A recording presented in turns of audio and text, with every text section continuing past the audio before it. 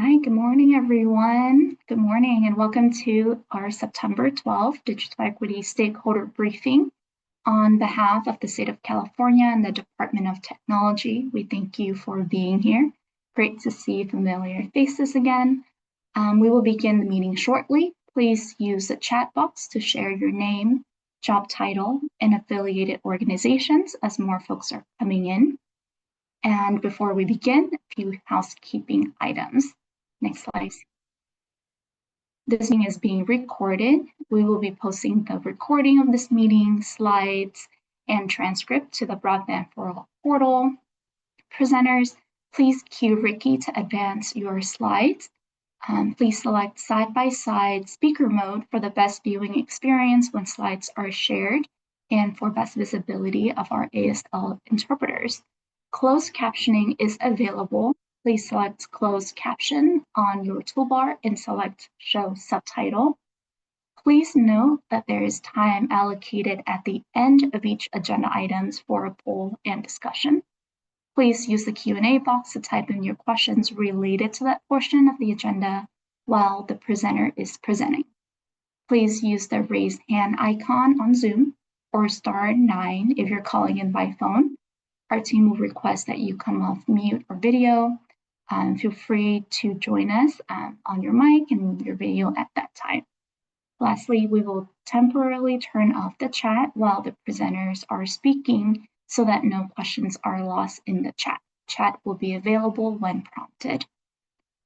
So next slide. And today's agenda, brief, but plenty to talk through. We will begin with a welcome remark from CDT Deputy Director of Broadband and Digital Literacy, Scott Adams. I will share a bit about our engagement plans. Broadband Administrative Manager James Spencer will provide a high-level overview of centralized services. Digital Inclusion Manager Araceli Hernandez will share existing funding and resources. Scott will close today's convening with a few next steps. After each agenda portion, BEP Program Director Sean Doherty will facilitate a short poll and discussion. So with that, I would like to introduce Deputy Director Scott Adams.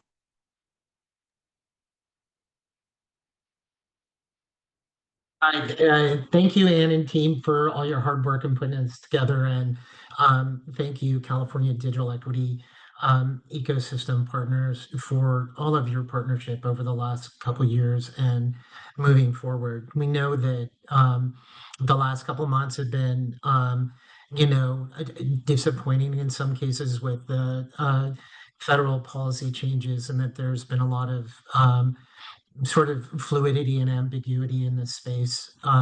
So part of our goal today is to really get our ecosystem partners together, share an update about the status of the Digital Equity Act programs, but then really looking ahead to, at least in the short term, share some information about existing funding and resources, and then really wanted to engage with you all to get your feedback on how CDT and OBDL can continue to best serve ecosystem partners, because there's a lot of great stuff going on digital equity and broadband for all here in the state. So could we please advance the next slide? I think the big thing from some of the pre-registration questions that were asked is the status of the Digital Equity Act programs.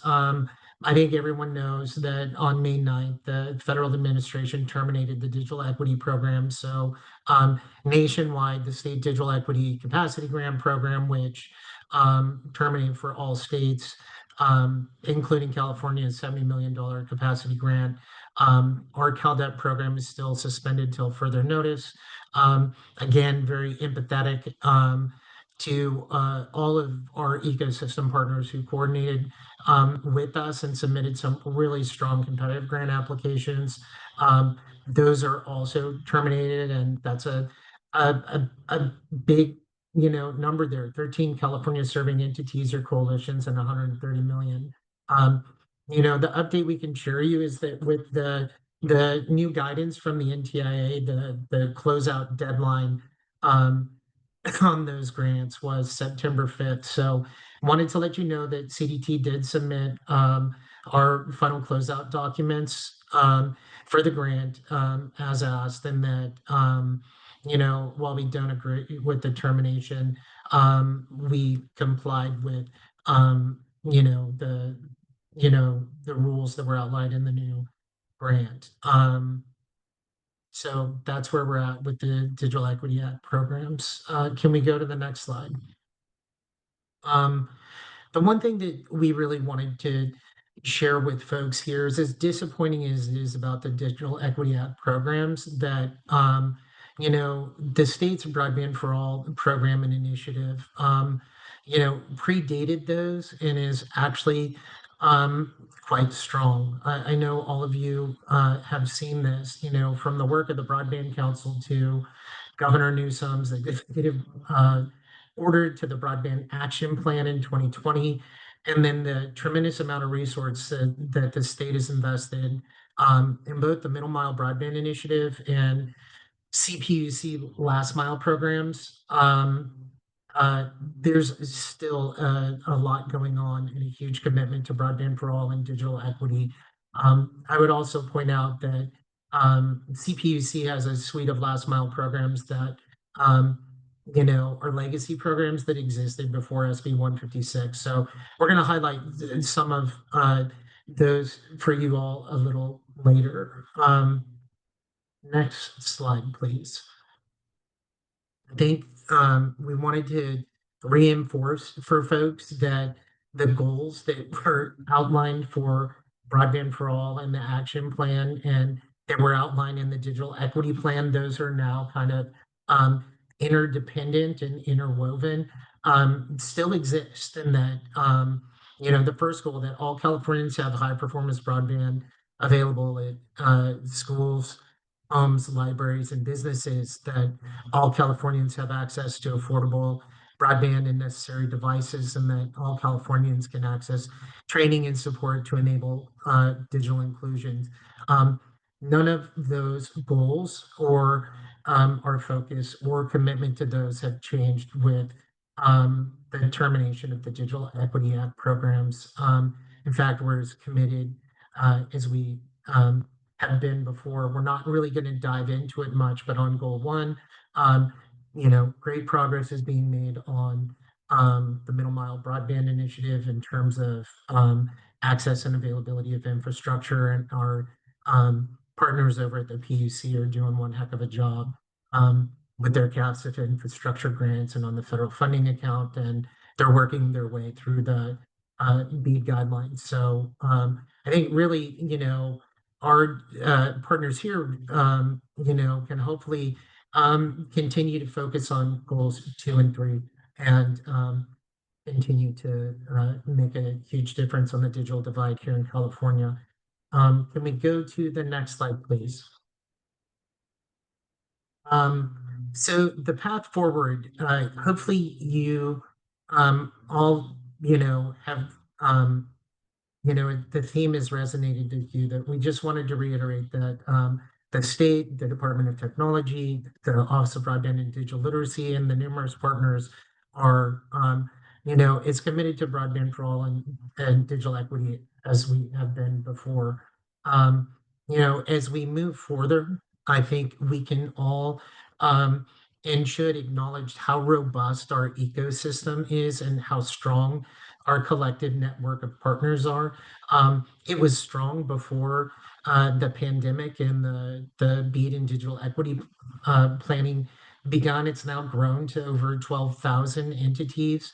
I think we all need to, we would ask that we all continue to lean in and work together and coordinate and collaborate, and to continue to align efforts to conserve and share resources and have an impact at scale.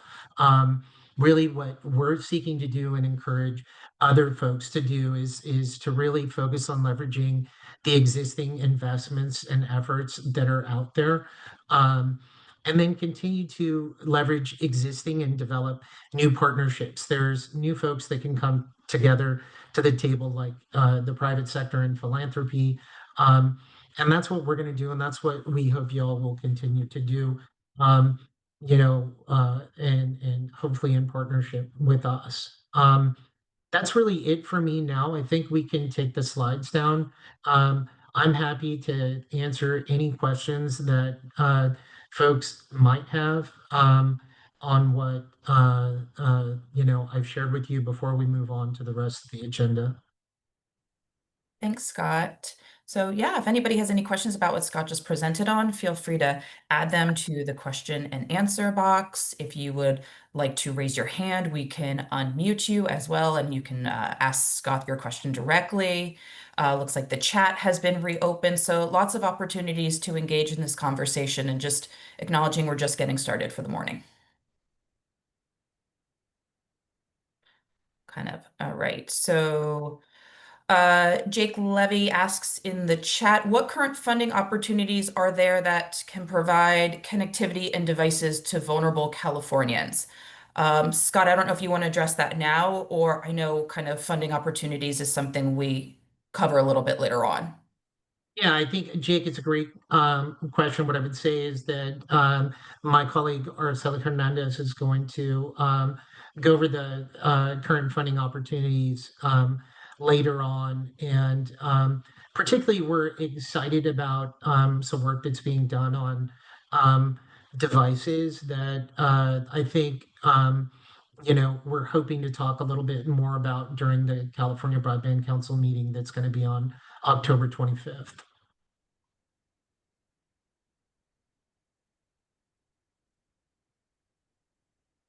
I'm not seeing any more questions in the chat or the Q&A.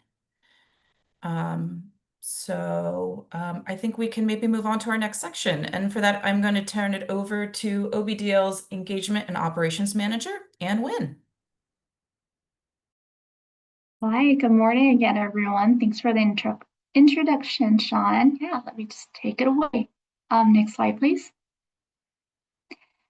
So as Scott mentioned earlier, it's very important to acknowledge that we here at Broadband Digital Equity have built a very strong and collective network of stakeholders and have partnered with you since pre-planning period. And so we're hoping to continue doing that by leaning in and aligning our efforts.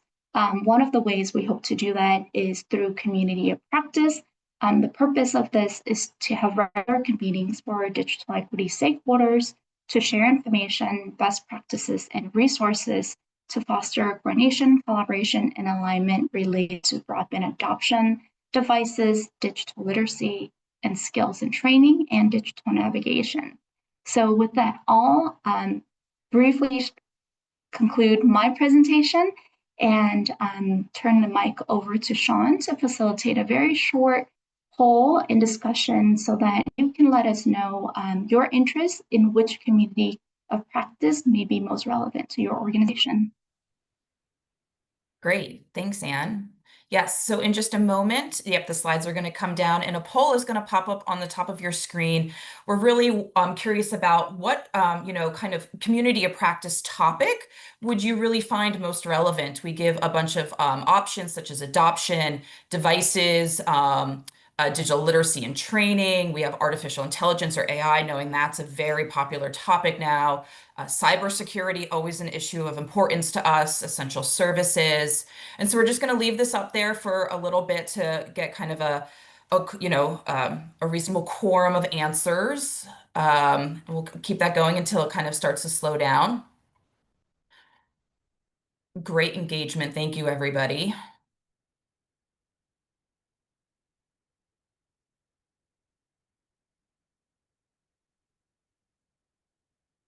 All right. Since this is the first one, I'll let this go a little bit longer. We're going to maybe have another poll or two today.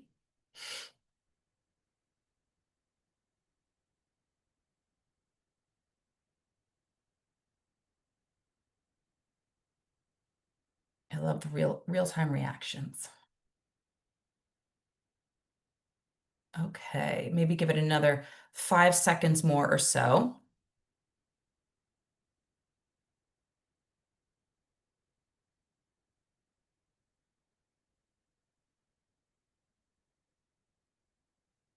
Okay.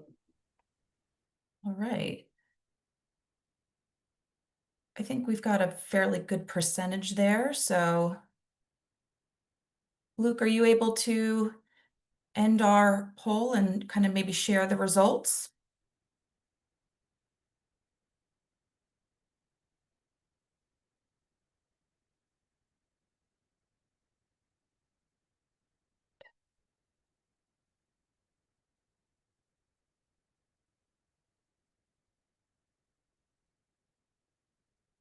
Luke, are you able to share the results on the screen? Sorry. They should be shared for everyone to see.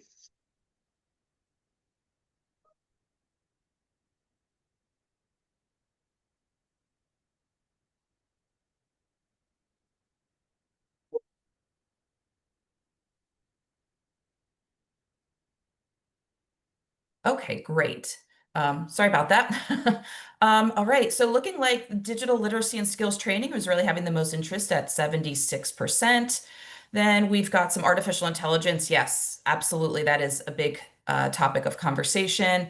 Then devices, closely followed by essential services. And then kind of rounding out the pack of cybersecurity and adoption, both at 32% each.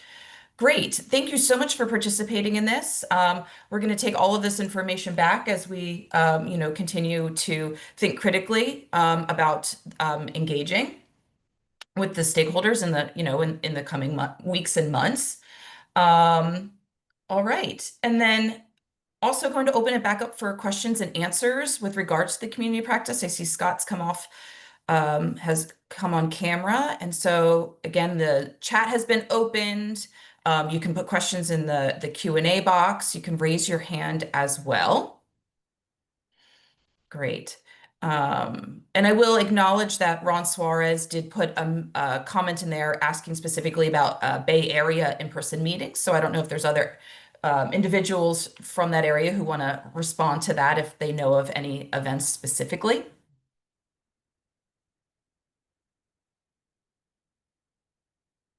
Estefania from Long Beach has asked, will these meetings be in person? That's a great question.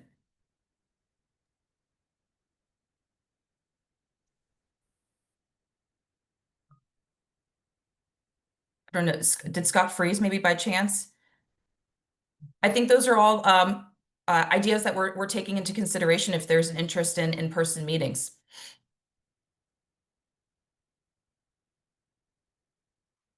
Great. And Kari, I'm going to ask you to unmute. Oh, I just saw that Carla raised her hand, so I'm just going to say what Carla's about to say. So I yield the floor to Carla. Then I will unmute. Hi, everybody. Okay, great.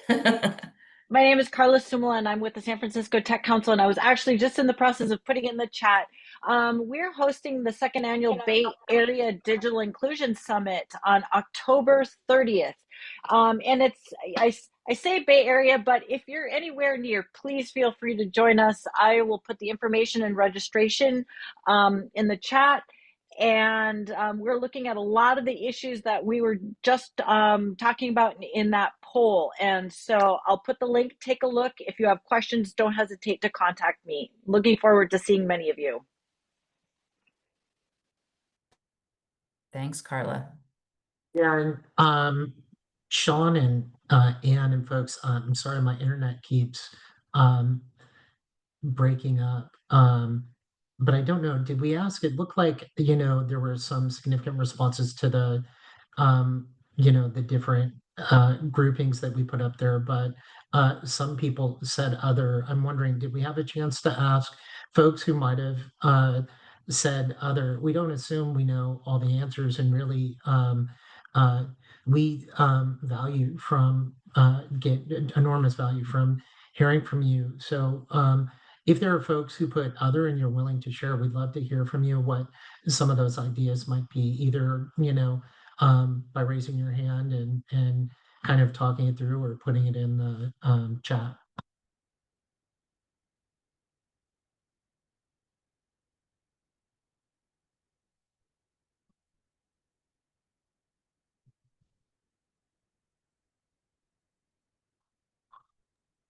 Yeah, through our poll, looks like at least 5 individuals marked others, so would love to hear from them. Looks like Rebecca's got a hand raised. All right. Good morning. Can you guys hear me okay? Yes. Awesome. Thank you. I hope you guys are all doing well. Rebecca Kaluma with the County of Los Angeles, Director of Digital Equity. So I'm one of the people that did mark other. And one of the things that I wanted to uplift, and this is something that we're looking here at in Los Angeles County, is making sure that we're aligning digital equity with other issue areas. So I think it would be helpful going back to the California Digital Equity Plan and how they had those priority areas within there. I think it would be helpful for us to have communities of practice that center around that. So for example, we recently applied for a grant that's focused on workforce development, and some of our partners that joined us in that grant are on this call here today. So I think perhaps maybe having communities of practice that center around economic development, workforce development, healthcare, because what we're finding is that there are a lot of funding sources that support those issue areas where we could easily align and tie in digital equity as part of that. So we're trying to be very intentional with making sure that as we're advancing digital equity, we're also aligning with other issue areas to be able to have that collective impact with the work that we're doing. So I would like to uplift workforce development and economic development, as well as healthcare, as 2 communities of practice. And I also want to provide LA County as an opportunity and a space for us to be able to convene in person. We already have convenings here. So if you guys are looking to find partners where you guys can convene, I'm offering that through LA County and providing our capacity in that way. Thank you so much. Yeah, thank you, Rebecca. And I know, so on 2 fronts, I just want to respond that really appreciate your feedback on not forgetting about the outcome areas at all, just knowing how the other issues overlap, but potentially looking at the idea of braided funding on healthcare. We've been looking at out of the um, big, beautiful bill, the rural healthcare funding out there that potentially has some opportunities for technology and other funding. So that's a great idea. We appreciate that. And on the invitation to do in-person convening, we've got a little bit of a tough budget year, and travel is kind of a change, but within the Department of Technology, our director is really interested in us getting back out into the community. So both thank you for that offer, and any other folks, and we'll try to see what we can do to get back out there, because it's really valuable to us. Absolutely. All right, so I'm gonna have Cami come off mute, but while she does, I'm gonna, oh, Hi. Great. Go ahead, Cami. Great. Thank you. I also marked other Cami Griffiths, founding executive director of Digital Lift. We once were called Community Tech Network. The other represents a desire to connect with agencies who are doing capacity building and train the trainer. We've been doing more of that over the last 3 to 4 years, and I want to learn from the other capacity builders out there, what's working, what's not working, where the gaps are, and so that we're not overlapping as far as creating new curriculum or other things that could support the wider network.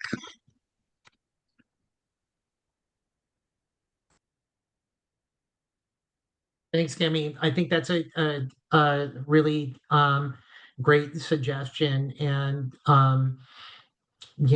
appreciate that capacity. One of the things we were looking at our poll is, not just capacity, but digital navigation training within organizations. So really appreciate that, and we will integrate that into communities of practice moving forward. Thank you. Thanks. Great. Yep. And digital navigator training is something that Eduardo highlighted in the chat too. So great to hear that we're hearing that from many people. All right, Patrick Messick, you have your hand up next, so I'm going to unmute. You should be able to speak shortly. Hey y'all, great to see everyone. It's been too long since we've all been together. I know it's a super challenging time, so thanks for convening us, Scott, and for helping to guide us through this kind of really uncertain time. Just a quick note and then my other comment. I really appreciate this format where we can see each other's faces, engage in the chat. I know that it doesn't come without its risks, so I just ask that we all kind of find a way to step up, step back so that we can continue to have spaces like this that aren't in the webinar format where we're all just kind of super siloed. So just really want to encourage us to like preserve this space.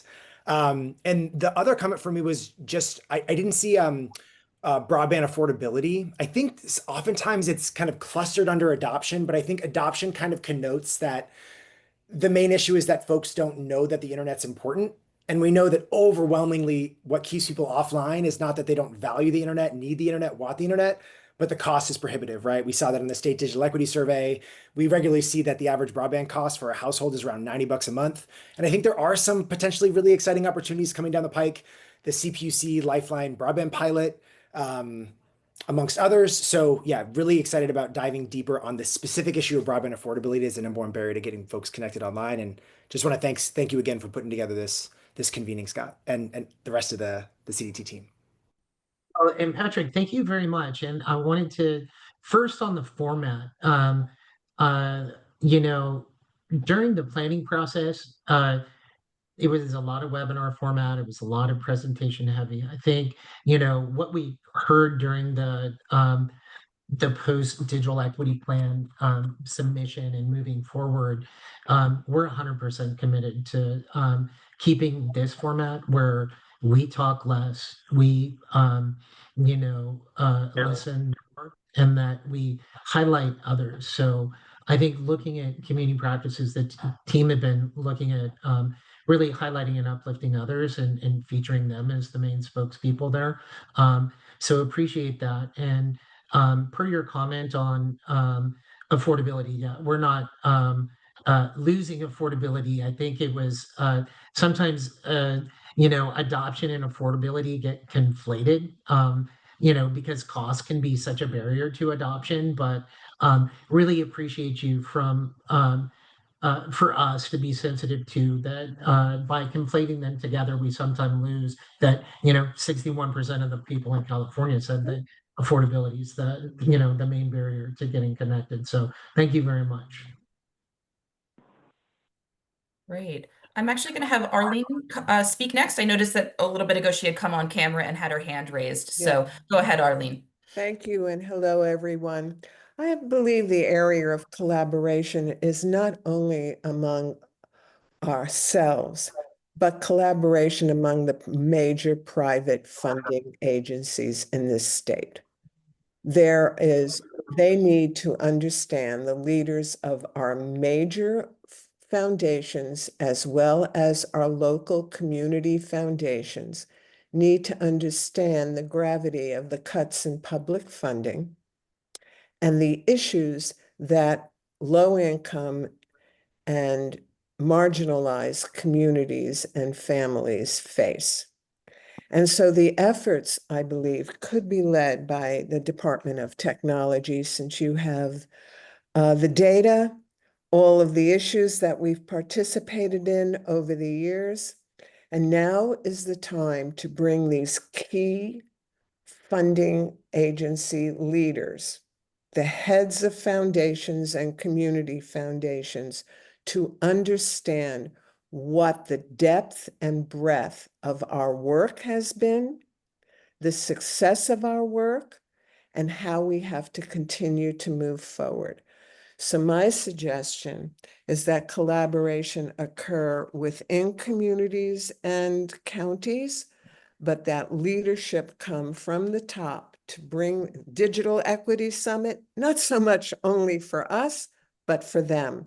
And perhaps California can once again take the lead on how the private and public sectors come together to address this need for participation in, dare I say it, our dwindling democracy, and to revive it. Well, thanks, Arlene. Drop the mic. Meaning we really appreciate that. And I think it serves as validation of some of our thinking. We kind of um, uh, uh, crib note the expanding new partnerships part of this, but we agree and are looking at ways that we can bring larger funders to the table, and to highlight and underscore not just the great work but the impact that the loss of federal funding has made there. So thank you so much for your comments and your partnership. Yeah, it's nice to see you. Good to see you too. All right, we're going to have Jonathan and then Ron, and then I think we'll move on to the next section. So Jonathan, you should be unmuted in a moment. Go ahead. Awesome. Okay. Jonathan Alvarado, CWA Apprenticeship Program. We train telecommunications tech and fiber tech for to get certified as journeymen. We are seeing some really big issues as far as the public works projects, specifically just low road hiring from private companies. And what we're seeing now is it's so difficult for apprenticeship programs and my, I'm just right now, just speaking for me, but I know, for everybody, the Public Works website, which is the only and primary source of where we can get information about the Public Works projects going on and the contractors assigned to them, is so difficult to navigate.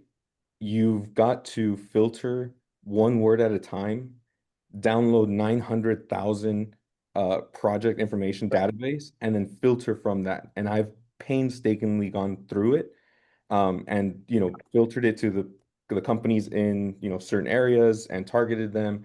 And what I'm finding from that research is walking into the subcontractors, right? So contractor wins it, they subcontract, they subcontract, they subcontract.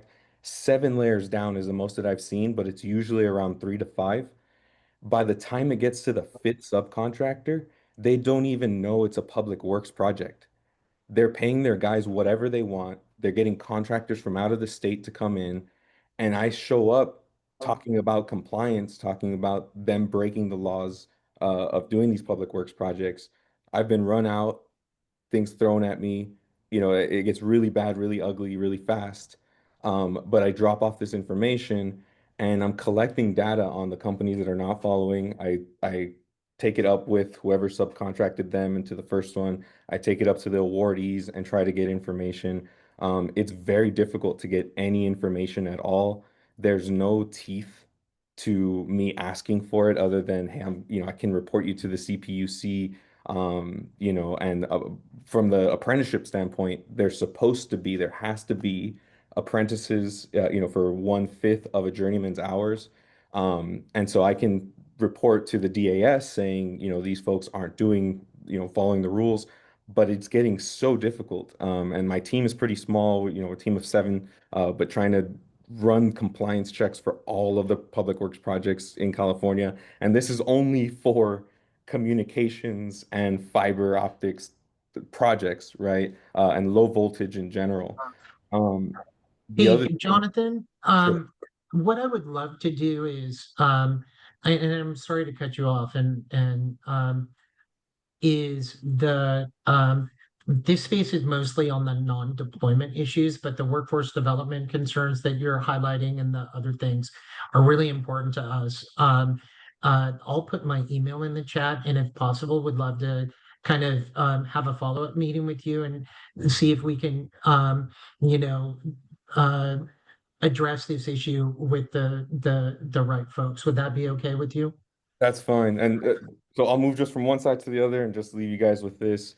We're seeing an influx of private fund companies come in and offer open access fibers, what they call it, where they run the fiber and then lease it to companies that will eventually give it to those residents. And they do exactly the same thing. They come in, hire low road, and then leave and sell that equipment to AT&T and Spectrum and all these companies. And what we're seeing is those standards of California standards aren't met. And then the folks that worked on it are not from the area. They're usually out of state contractors or out of the area contractors. So it doesn't benefit the community. And then once they all leave, there are no trained technicians in that area where they just put it in. So when anything goes wrong with that, AT&T purchased it, or purchased the leasing rights, but it belongs to the city. So if anything goes wrong with that, the city has to pay for it.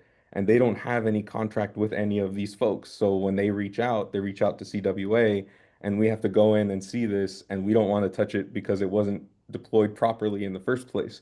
So just a heads up across California, open Thanks. access is beautiful, private funds are amazing.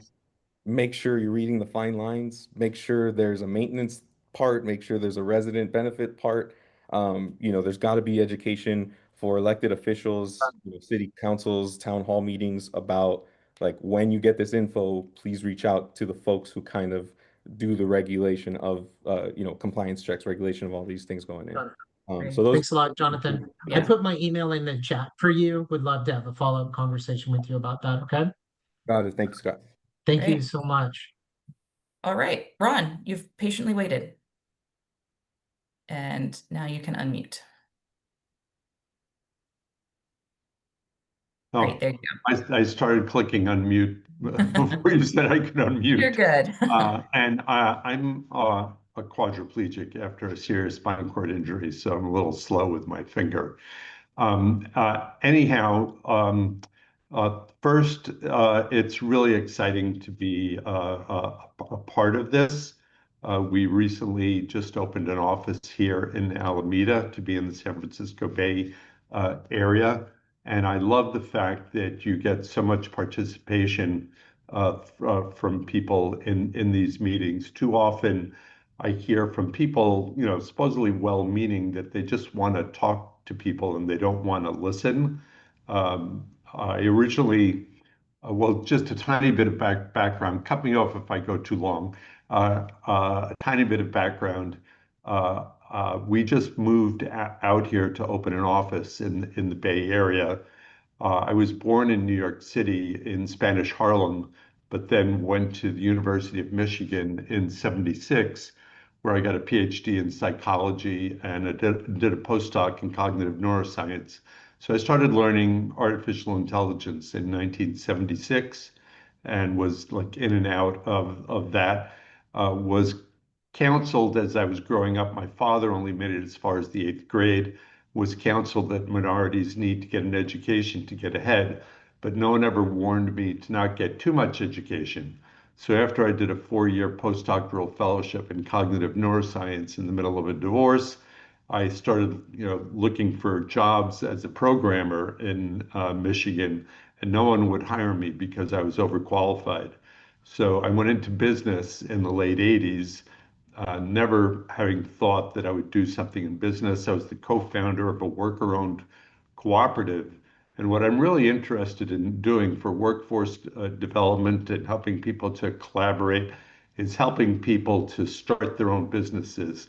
I think that we need government grants and we need public works and all kinds of things to happen. But I was back in New York City for 10 years until 2019, and I was a member of NYC Mesh, the largest mesh network in the United States, second largest on the planet. The largest is GuifiNet in the Catalan region of Spain, where all the anarchists were in the 1930s. And I had two great uncles that fought against Franco in the Spanish Civil War. So I have a special place in my heart for that. But too often I hear people like the ACP program give money to poor people so they can give it to the big corporations who helped create the digital divide instead of helping communities to own their own internet infrastructure. And we're getting started with develop tokenizing learning process to create a co-tutoring model. So we'll train the people who then train others. So that's where, like, any of you presenters, any of you people who are listening in, I put my links in there where, as you can see above my head, communityinter.net. We're a 501c3. And we've started communityagents.ai, and we're interested in also looking at for-profit spinoffs. I have no problem with a for-profit corporation as long as they're ethical. We have two Three basic Sure. rules: no lying, no cheating, and no Nazis. Yeah. Hey, Thank Ron, you, thank Ron. you Oh, so much. Really appreciate interesting story and interesting thing that you're up to. We put our email in the chat and it's going to be here. If you'd like to talk further about some of what you're doing, wanted to say we've got some other important information we want to share with folks, and we want to kind of be mindful of, the time. Is there anything else that you wanted to share with us? And just congratulations on moving up here in your next endeavor. Thank you. great. Okay, so I'm going to spend some time going through the chat to make sure we didn't miss anything, but I am also going to turn it over to James Spencer, OBDL's Broadband Administrative Manager. So there you go, James. Thank you, Sean, and thank you, everybody. As Sean said, my name is James Spencer, and I am the Administrative Manager of the Office of Broadband and Digital Literacy. We specifically appreciate your partnership and engagement, and thank you for joining us today. Next slide, please. So like Scott said at the beginning, in this limited time frame, we're going to use our existing staff and resources to move forward as much as we can. Part of what that means is looking at our existing budget and seeing what type of centralized services, resources, or tools that we can develop, procure, or curate and make available. So seen here are some of the proposed centralized service tools to support implementation, but we'd really love to hear from you on what would be most useful for your organization. So for the next portion, we'd like to survey you in a poll. Again, I invite Sean to join us and help facilitate this portion. Great. Similar to last time, we're going to have a poll pop up. And this time we're going to, inquire about what type of resources would be most useful to your organization. So we're going to give it about 30 seconds to a minute again.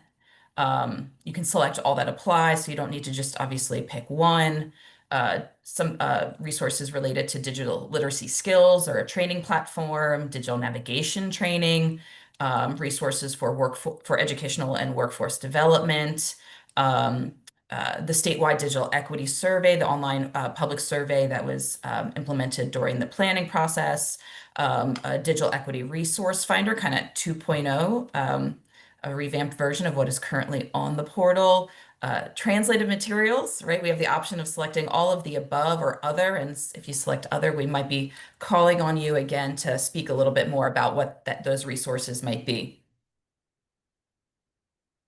And we'll give folks just a little bit more time, and then we'll see what kind of percolated, and then have some conversations on what resources we have already and maybe what would be most useful.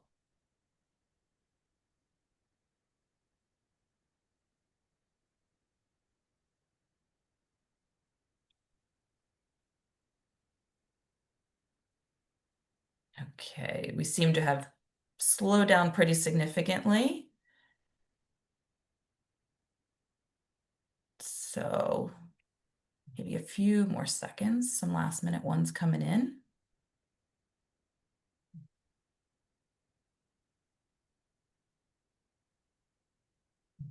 All right, Luke, I think maybe we can end the poll there and share some of the results. Looks like digital skills and digital literacy training really percolated to the top again, 56%. Educational and workforce development was a popular one. Digital navigation training, always very popular. Translated materials, great. We, I believe, translated the survey into 13 different languages. So we know that there is a huge need for language translation across the state for this work. Great. So at this time, I believe the chat is opened again. If we have any questions in the Q&A box about this. I do also maybe want to acknowledge, I think this is the right time, that earlier in the chat, Rick Lackey mentioned highlighting or possibly developing a resource around sharing community events.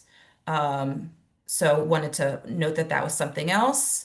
Right, a Google Doc website, Instagram link where people can kind of post their events throughout the state, sharing that information. Great. I don't know if anybody who spoke about other would like to kind of mention what some of their other ideas are. We have a comment. Are you still planning to publish a digital equity plan template for those who would like to move ahead? Yeah, it's certainly something that we're, um, working on, and particularly if there's a need. I think part of what we're trying to balance is not asking folks to do too much, particularly if they're, that capacity funding was something was there, but absolutely that falls under the kind of the category of like developed and curated resources. There's a number of other very good resources out there too. And I did want to say appreciate during the CalDev planning process, we created actually James and his team developed the partnership collaboration resource. It sounds like there's a good use case to kind of modify that for the purposes that people had mentioned here. So that's one thing. You want to go to Cami? Yeah. Thank you. So my other has to do with a tool that would allow organizations who are delivering training to track the impact that they're making. Our agency, we've been around for 17 years and we still struggle with it. We tried a Salesforce solution. We've tried other solutions. Nothing has really worked for us. And we've invested a lot of time and money.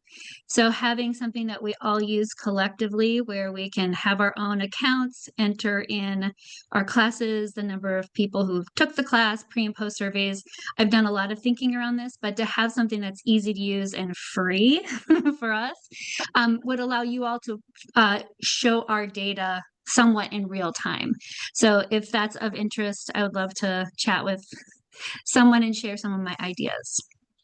Yeah, Cami, and we'd like to, maybe folks could put either their names in the chat or email the email we provide at the end if you'd like to be a part of that. Because I think, Cami, that's one of the things is developing like a public dashboard on the progress that we're all making. So we'd really like to get some folks together and see what the need is, how it could potentially work, and how we might be able to develop something like that.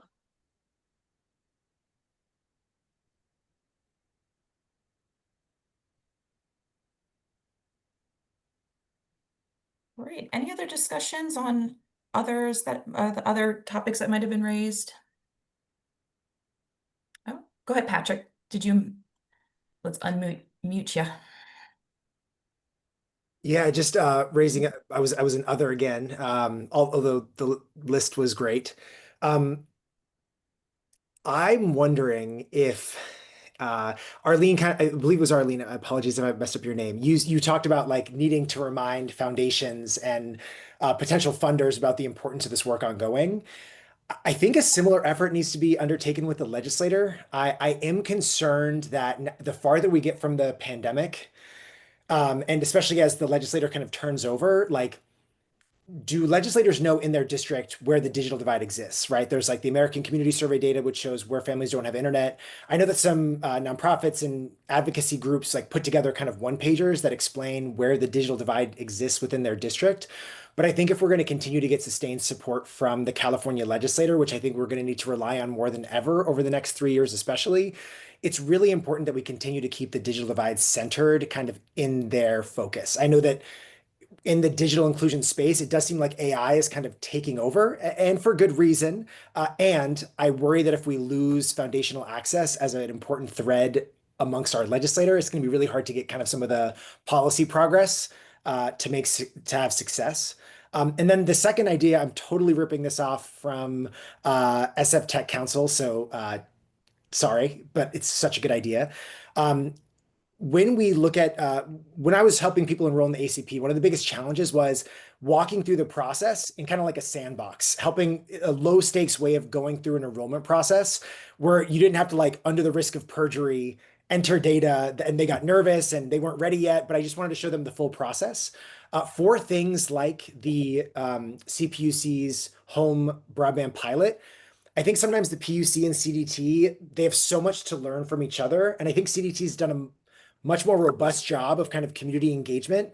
And I'm wondering if CDT can support PUC on efforts like the Home Lifeline broadband enrollment with all the lessons we learned from ACP. One specific tangible output could be, can we make a sandbox for the enrollment process for the Lifeline pilot so that CBOs can walk through the process both to train the trainer and with folks who might be interested in the process?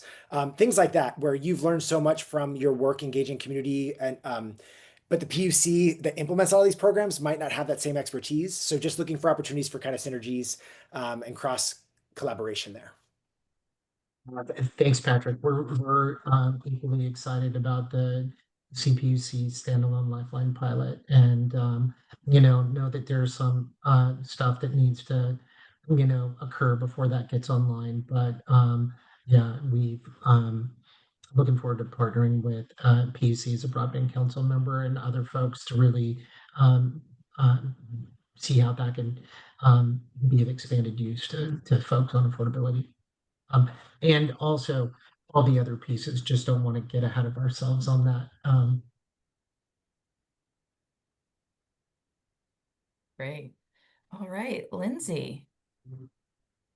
Thanks, Sean. Hey, Scott and team. Thanks for convening us here today. So I don't know if this is a suggestion necessarily for centralized services, but it's something I've been thinking about certainly after May 9th, once the capacity and competitive grants were terminated.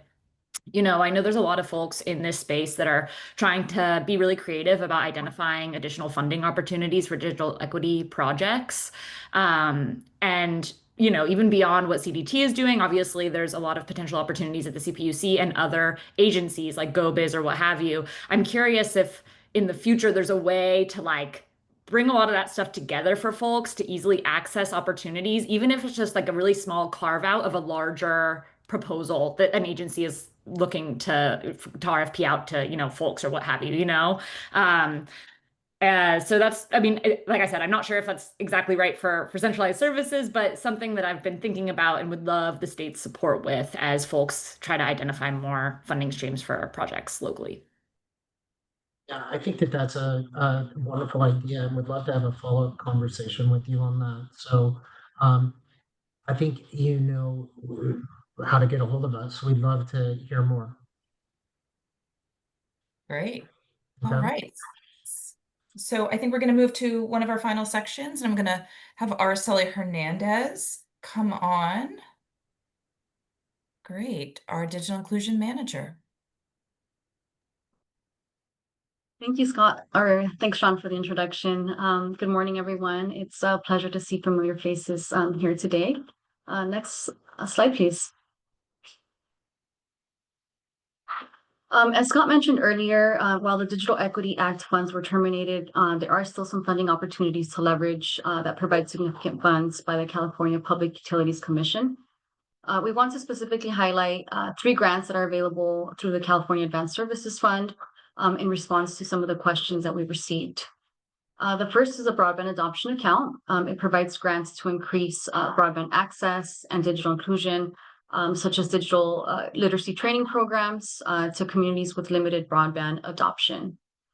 Eligible applicants include local governments, senior centers, schools, public libraries, nonprofit organizations, as well as community-based organizations. The grant size amount really varies depending on the size of the project, and the funding also includes community outreach and call centers that will increase broadband access and adoption. The next one is the Broadband Public Housing Account. It provides grants to low-income communities to finance projects to connect broadband networks that offer free internet service for residents in public housing, farm worker housing, mobile home parks, multi-dwelling units, as well as tribal housing. Funds are up to 100% for wiring and broadband network equipment. And last is the Tribal Technical Assistance Program. The grants are available up to $250,000 per tribe per fiscal year to improve voice and broadband communications needs and access. This includes projects on market and feasibility studies, business plans, grant writing, consulting, as well as administrative costs. So for all three grants, essentially applications may be submitted at any time, but there are some upcoming deadlines highlighted here. You may submit, like I said, applications at any time. They will be batched for processing. We have added links to all of the CPUC grant details. They are embedded directly onto the headers, and the slides will be made available on our website in the coming weeks. Next slide, please.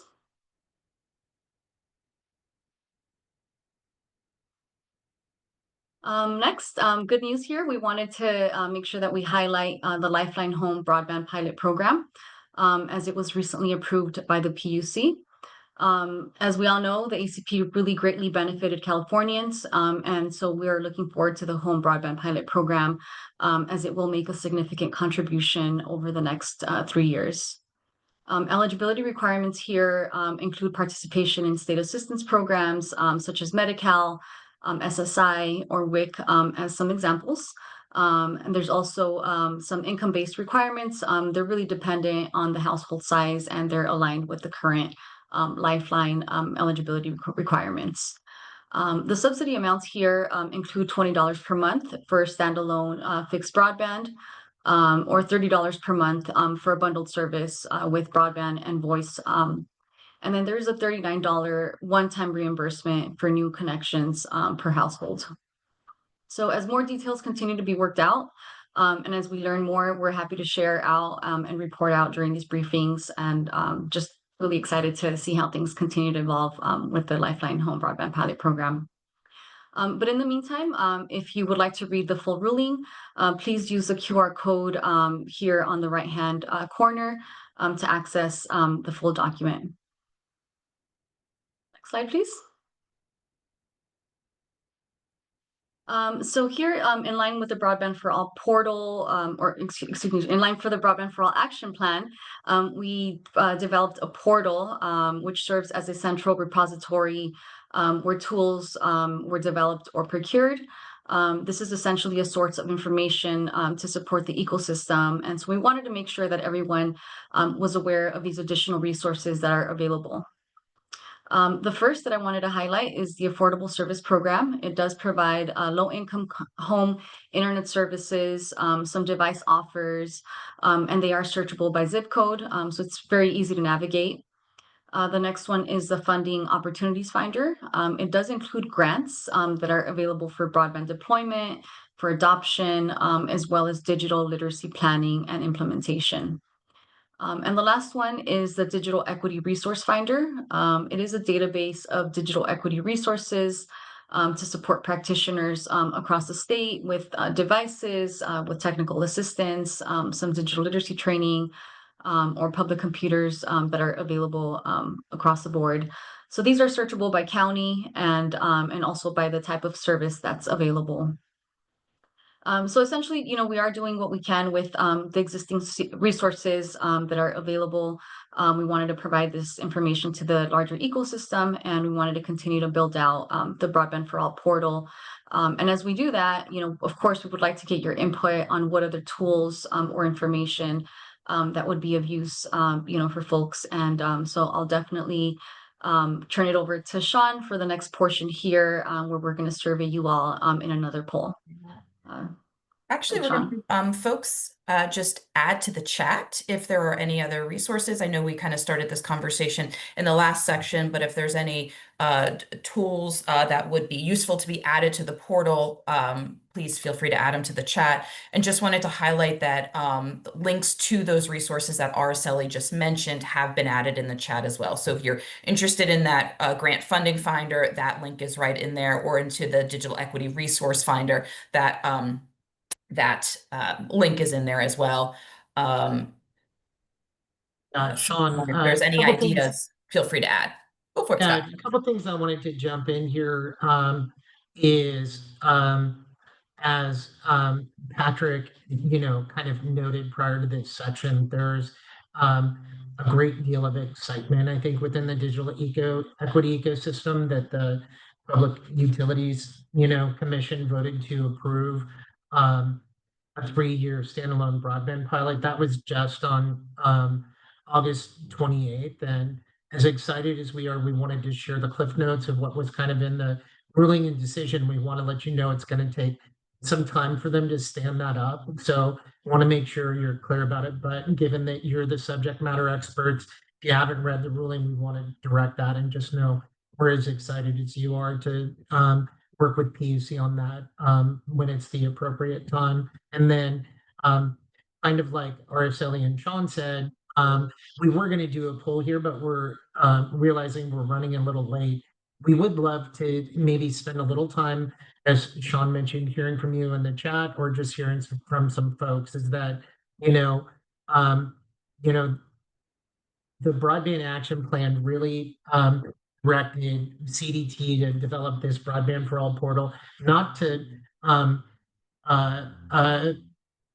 take over or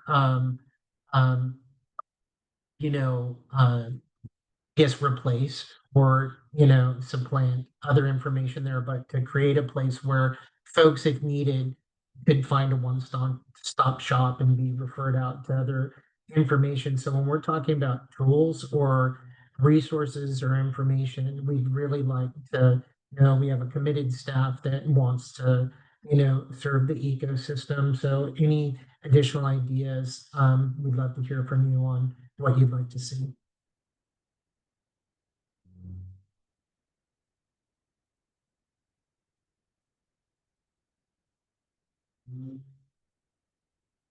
Eduardo, I love that suggestion you put in the chat. Any chance you want to come off mute and share that?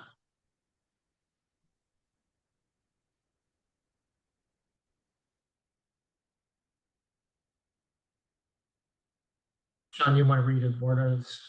Sure. Eduardo talked about making a California map resource showing who is who and what kind of programming they're doing, whether it can be offered, virtual, in person, some details on the program, what languages it's offered in. Did you say Eduardo came off mute? Sorry, it wasn't letting me come off mute. Sorry. See you now. There you go. Okay, so yeah, I remember talking in conversations about the survey leading to the resource of the ecosystem, and then eventually creating a California map that was easier for partners or community members to be able to go and say, hey, this is my region.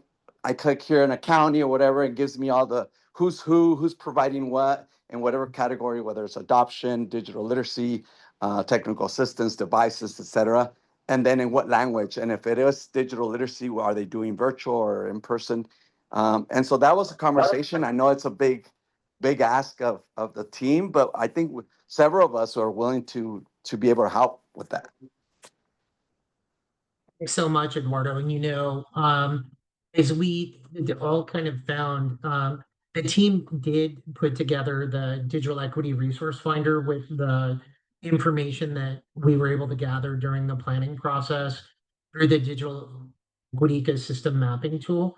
And so there's, I'm not even sure it's a beta. It's an alpha version up on the Broadband for All portal, but the team just yesterday was talking through how could we, fairly quickly turn around a revised tool to, and then conform the back and front end of the resource finder so that it had more of the functionality that you're talking about. So appreciate you bringing that up and volunteering. We'd like to put together maybe a small group to figure out how we can get that up and running, because that was one of the ideas we were thinking about.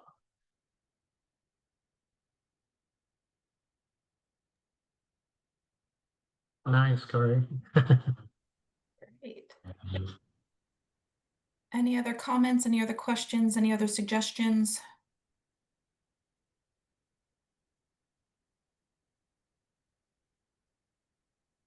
Right. Scott, do you want to kind of talk about next steps? All right. I'm wondering, did it look like someone came off? Oh.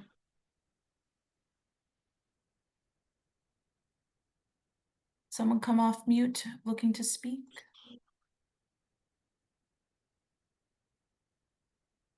Hi, yes, thank you so much. I wrote this question on the chat, but one account that wasn't mentioned earlier was the Regional Broadband Consortium account. And I'm wondering if you have any information about that. We understand that the last time this was opened was in 2022, and a lot of consortiums are coming to the end of that period. So just curious if you can share anything. I'm part of the East Bay, and we don't have a consortium at all, and would like to know when that window might open. Thanks, Cynthia. We'll take that question back to the CPUC and see if we or they, might be able to provide some information either at the next broadband council meeting or at the next stakeholder meeting. Okay.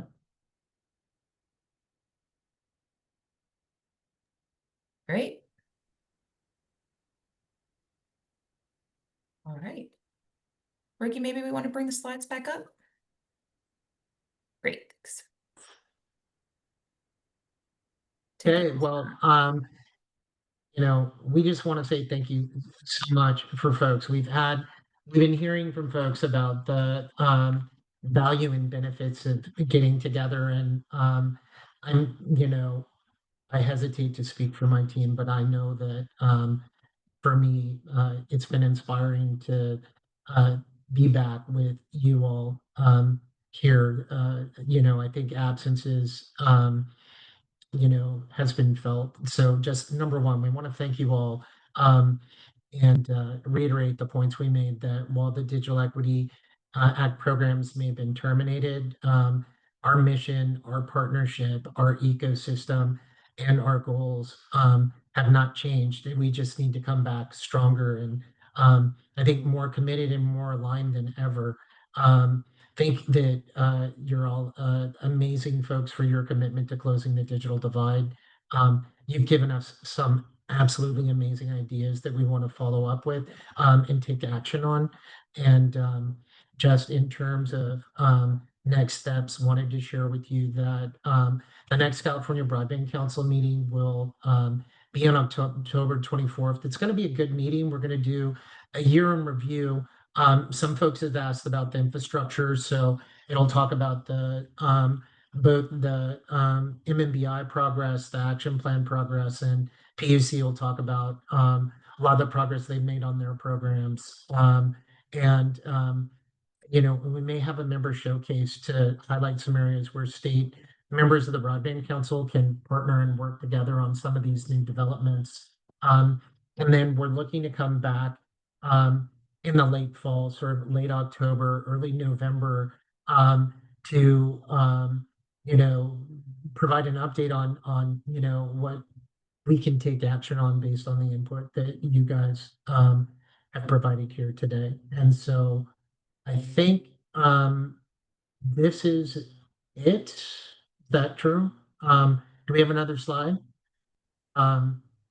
Yeah, so please, if you don't get the Broadband for All email update, this QR code will take you there. You can go to the Broadband for All portal at this address. The general contact for the entire staff is Broadband for All. Some people I've given you my email in the chat, but really just have to tell you that it's been great to see all of you and to be back together again. And you have put wind in our collective sails, and look forward to moving forward with you all.